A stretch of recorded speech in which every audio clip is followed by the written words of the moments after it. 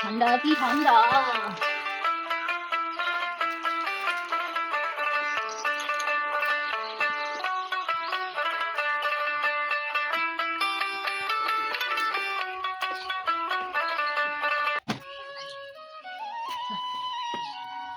কিন্তু তারপরে বহুক্ষণ ঘুমিয়েছি না, রাতটা শেষাচ্ছি ওই রাত জেগে গেলি। ও বন্ধু তুমি কই কই রে এ প্রাণ বুঝি যা। হ্যাঁ রবিবারে বলেছে কি? ও হো রবিবার জন্মদিন তো না।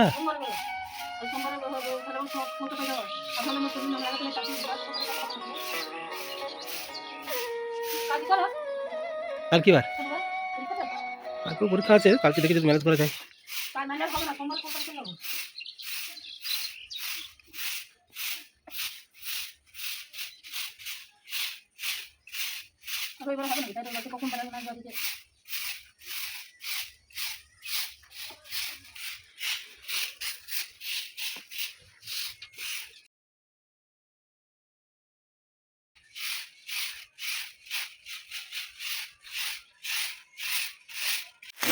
লাউ পাতার মাথা দেবো, মাথাটা পাতা এত টেস্ট হয় খেতে গেলে, গরম পাতায় কিছু লাগবে না। লাউ পাতাটাকে হালকা সিদ্ধ করে বেটে নিয়েছি, আর শুকনো কড়াইয়ে কাঁচা লঙ্কা, রসুন আর কালো জিরে একটু নেড়ে একসঙ্গে বেটে নিয়ে তেলের মধ্যে এই জায়গাটা ভালো করে নেড়ে করে শুকনো করে নিতে হবে। আর স্বাদ অনুযায়ী অবশ্যই লাগানো, আর কিচ্ছু লাগে না। এক পরেই কামালি সেটা হয়ে গেছে। যখন দেখবে যে এরকম কড়াই আর লেগে যাচ্ছে না, একদম এরকম হয়ে যাচ্ছে, তখন জানলে যে হয়ে গেছে এটা সম্পূর্ণ। কারণ যতক্ষণ কাঁচা থাকবে ততক্ষণ কিন্তু নাড়াচাড়া করতে গেলে কড়াই লেগে যাবে। সম্পূর্ণ রেডি।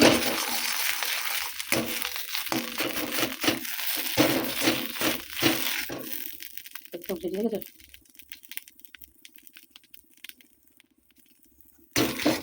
শুভ দ্বীপ্রহর বন্ধুরা, কেমন আছো তোমরা? যে যেখানে আছো আশা করি সকালে খুব ভালোই আছো, আমরাও ভালোই আছি। তো এখন কটা বাজে বলো তো? এখন বাজে 12টা 50। সকাল থেকে আর কথাই হয়নি, তো ঝটপট ঝটপট করে কাজ সেরেছি, কারণ বেরোনোর আছে। যাচ্ছি নবদ্বীপ, টুকটাক কিছু কেনাকাটা আছে ওই জন্য, তো সামনেই আসতে পারিনি। তো চলো এখন পুরো রেডি হয়ে গেছি, আর ট্রেনের বেশি দেরি নেই, ঝটপট করে বেরোতে হবে। তো যাই হোক চলো ভিডিওটা যদি সঙ্গে থাকো, আশা করি ভালো লাগবে। হাঁপিয়ে গেছি, চলো। তো দেখো অনেক দিন পর স্কুটি চালালাম, ওই জন্য রাস্তায় আর ভিডিও করতে পারিনি। তো সোজা চলে এসেছি এই যে স্টেশনে, আর আসতেই ট্রেনও চলে এসেছে, কারণ আমি একদম মানে টাইমেই পার হয়েছিলাম। আর কেন জানি না আর দুপুরের ট্রেন এতটা ভিড় হয় না, কিন্তু আজকে এত পরিমাণে ভিড় ছিল। তবে যাই হোক ওই 4 সিটে একটুখানি জায়গা পেয়েছিলাম, যদিও বেশি দূর নয় আমাদের, আমাদের মাত্র 4টে স্টেশন পরেই হচ্ছে নবদ্বীপ। তো নবদ্বীপ যাচ্ছি, কিছু কেনাকাটা আছে, কারণ সামনেই আমার জন্মদিন, ওই উপলক্ষে আর কি। তো চলো যাওয়া যাক। আর এই শীতের সিজনে অবশ্য নবদ্বীপ প্রচুর ভিড় হয়, কারণ ওটা যেহেতু একটা ট্যুরিস্ট জায়গা বলতে পারো, কারণ ওই যে মায়াপুর ইস্কন আছে। এখন শীতকালে মানে প্রচুর প্রচুর পরিমাণে ভিড় হয়, কিন্তু মানে সবই তো মাত্র ডিসেম্বর পড়েছে, এখন থেকেই ভিড় শুরু হয়ে গেছে। তো এই যে দেখো, আর ট্রেন থেকে নেমে পড়েছি, আমরা নেমেছি বিষ্ণুপ্রিয়াতে। হ্যাঁ, তোমাদের একটা ইনফরমেশন দিয়ে রাখি, কারণ যারা মায়াপুর নবদ্বীপ ঘুরতে আসবে তারা কিন্তু অবশ্যই যদি তোমরা ইয়েতে নামো, কি বলে, বিষ্ণুপ্রিয়াতে, নবদ্বীপ থেকে কিন্তু বিষ্ণুপ্রিয়াতে নামলে সুবিধা বেশি, ঠিক আছে? বিষ্ণুপ্রিয়া থেকে তোমার মায়াপুর যেতেও সুবিধা, আর সব জায়গাতেই সুবিধা। তো এই ইনফরমেশনটা তোমাদেরকে দিয়ে রাখলাম। তো যাই হোক চলো, অনেক দিন পর রিক্সায় উঠলাম, আর ওই যে ওটা একটা বুনু হয়, তো দুজন মিলে একসঙ্গে যাচ্ছি। আর ও লজ্জা পাচ্ছিল আর কি, বারণ করছিল তুলতে, কিন্তু ওই আর কি একটু জোর করে তুলেছি, কারণ একসঙ্গে কাটানো মুহূর্ত কোনো দিন ওর সঙ্গে আমি ক্যামেরাবন্দি করিনি। কিছু কিছু সময় আমরা দুজন একসঙ্গে হই, কিন্তু কোনো দিন ক্যামেরাবন্দি করা হয় না আর কি। তো আর হয়তো সুযোগ হবে কি জানি না, কারণ যেহেতু কলকাতায় চলে যাব, তো এই জন্যই একটু করলাম। তো এখানে দেখাই যে এখন তো আর কেনাকাটা নবদ্বীপ থেকে হয়ই না, যেহেতু কলকাতায় যাই, কলকাতা থেকেই কেনাকাটাটা করে নিই। তো এখানেই এই যে কেনাকাটা করছি। কেনাকাটা ঠিক নয়, মানে এই যে বুনোটা ও আমার বার্থডেতে গিফট দেবে বলে ওই আর কি নিয়ে এসছে। তো একটা ড্রেস পছন্দ করেছি, আর এইখানে এসে দেখো এত ফুল এত ফুল। এখন যেহেতু এমনিতে তো ফুল বিক্রি হয়, তারপর আবার বিয়ের সিজন আছে, আরও ফুল। তো এখান থেকে একটু গোলাপ কেনাকাটি করে আমরা বেশি সময় আর নষ্ট করিনি, একদম বাড়ির উদ্দেশ্যে রওনা দিয়েছি। তো দেখো নবদ্বীপ গেলাম, আর এখন বাজে 6টা। বাড়ি এসে একদম ড্রেসটা চেঞ্জ করে হাতে মুখে জল দিয়ে ফ্রেশ হলাম। সেইভাবে কিছুই শেয়ার করা হয়নি, ওই একটা ড্রেস আর কি চেঞ্জ করার ছিল, আর কিছু নেবো বলে গিয়েছিলাম। তো সেসব জিনিসগুলো টাইম হয়নি, শীতকালের বেলা বুঝতে পারছো, আর হয়নি কেনাকাটি কিছু। তো আসার সময় একটু সিঙ্গাড়া একটু বেগ নিয়ে নিয়েছিলাম, এখন মুড়ি নিয়ে বসছি। তোমার দাদা ভাই যে চা করেছে, চা না কফি করেছে। এখন এই দিয়ে খাবার চরম ধরেছে মাথা, এখন একটু এই কফি খেয়ে যদি একটু শরীরে এনার্জি পাই। কারণ আমার কি বেরোতে খুব ভালো লাগে, কিন্তু বাড়ি এসে না আর ক্ষমতা থাকে না, একটু শরীর এত ক্লান্তি হয়ে যায়, ক্লান্ত হয়ে যায়, ক্লান্তি নয়। দেখো আজকে সকালের জল খাবারে নরম গরম ফুলকো লুচি,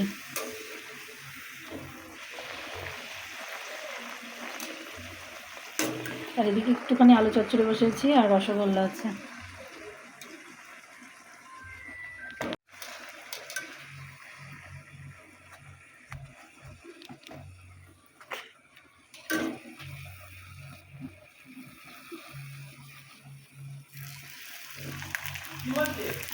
কে জানে আমার ফোন করেছিলাম আমি ভিডিও। দেখো সকালে গরম গরম লুচি, আলুর তরকারি আর গুড়ের রসগোল্লা। কেমন লাগছে? খুব সুন্দর। 50 টাকা গেল। আমরা ওই গোলাপ দিয়েছেন 5টা 50 টাকা। আর আমরা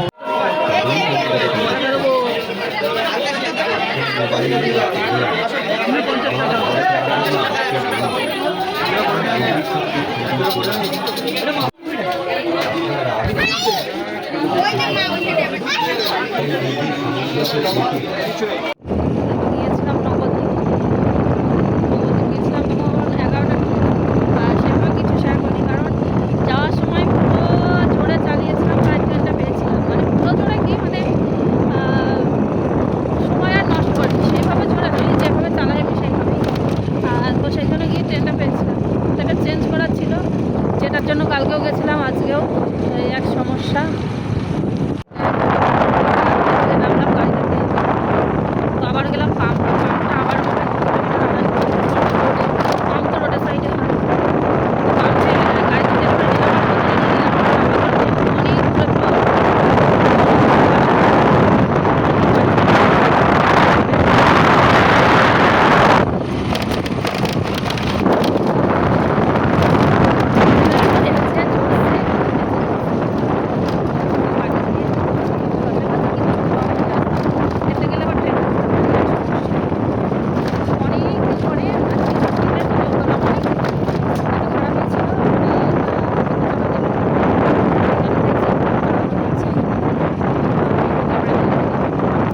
বাড়ি আসলাম, বাড়ি এসে চোখে মুখে জল দিয়ে ড্রেস চেঞ্জ করে ফ্রেশ হয়ে চলে এসেছি রান্নাঘরে। তো রান্না তো করিনি সকালে, কারণ আজকের জীবনে ফার্স্ট মনে হয় আজ এত বছরে মানে তোমাদের দাদাভাই নিজের মুখে বলেছে যে সকালবেলা ওর লুচি খেতে ইচ্ছা করছে।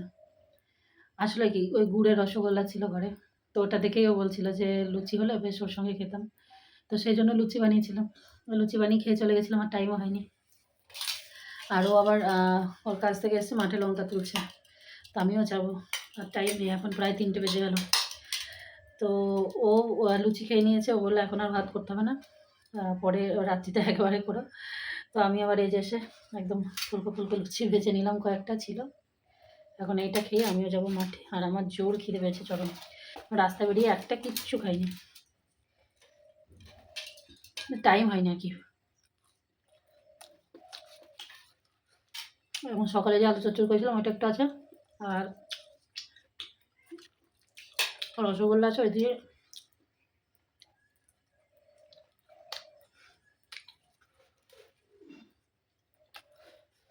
খুব গরম। তখন ময়দা মেখে রেখেছিলাম।